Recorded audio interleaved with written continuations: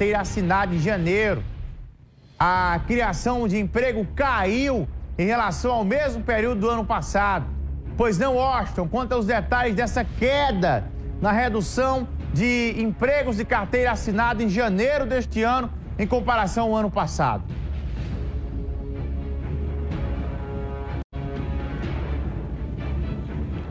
Olá, Bruno, estamos de volta. É uma situação extremamente delicada e preocupante, porque o país, no ano passado, teve uma abertura de emprego em torno de 150 mil, o que se esperava para janeiro deste ano, o que não aconteceu. A economia do país tem demonstrado uma queda substancial. Até porque as políticas do governo precisam ser mudadas, porque da maneira que está não dá para continuar.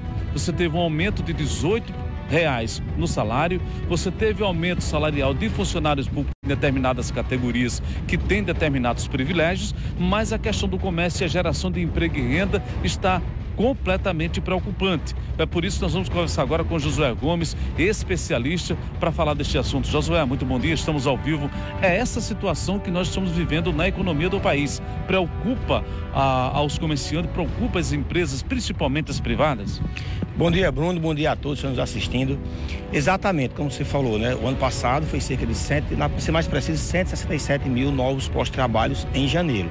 Geralmente nós temos dezembro que tem uma queda devido ao emprego temporário. Então é natural isso aí. Mas janeiro, todos os anos, os últimos 3 anos, tem essa recuperação. Em novembro, nós falávamos aqui, eu chamava a atenção que no final do governo anterior, tinha 14 milhões de desempregados, estávamos com 8 milhões. Então a expectativa é de que continuasse essa crescente. O que nós estamos vendo é que está diminuindo. Por quê? Porque não atingimos a expectativa desse período. Um outro fato interessante é que o comércio demitiu muito. E com o comércio demitindo muito, como eu sempre digo, o comércio é a ponta da lança. Então, tudo aquilo que vem dos outros setores, logística, produção primária, são impulsionados quando o comércio vende. Se o comércio demite, é mais gente desempregada e, consequentemente, o comércio entra em crise. E isso é acende a luz amarela, assim, não vamos nos assustar tanto ainda, mas se não for feita nenhuma política pública para valorizar o emprego, vamos ter problema esse ano. Alguns setores que tiveram privilégio no governo, isso prejudica a geração de emprego e rendas, até porque algumas categorias foram privilegiadas e outras não, né?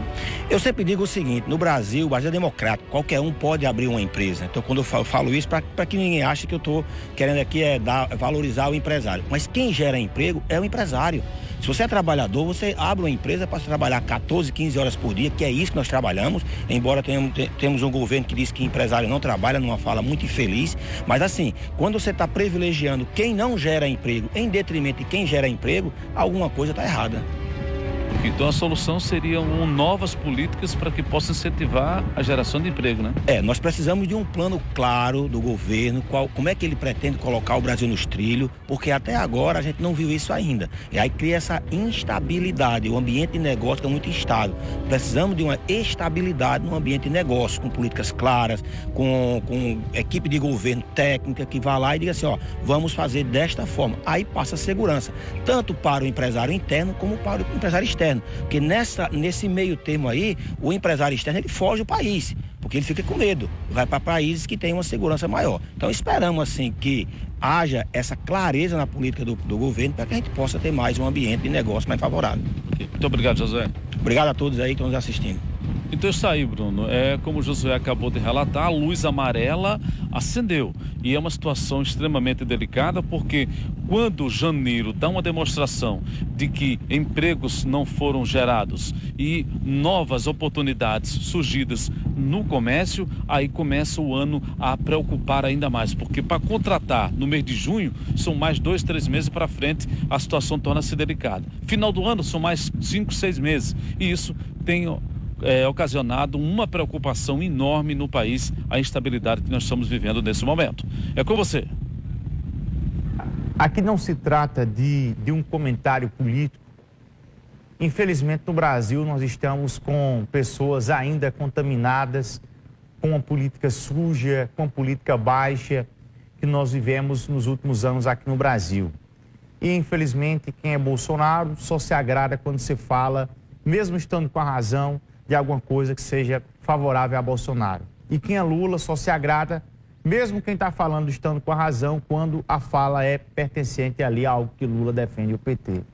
Mas acontece que Bolsonaro criou muita insatisfação no Brasil, o governo Bolsonaro. E essa insatisfação do governo Bolsonaro gerou de volta o Lula.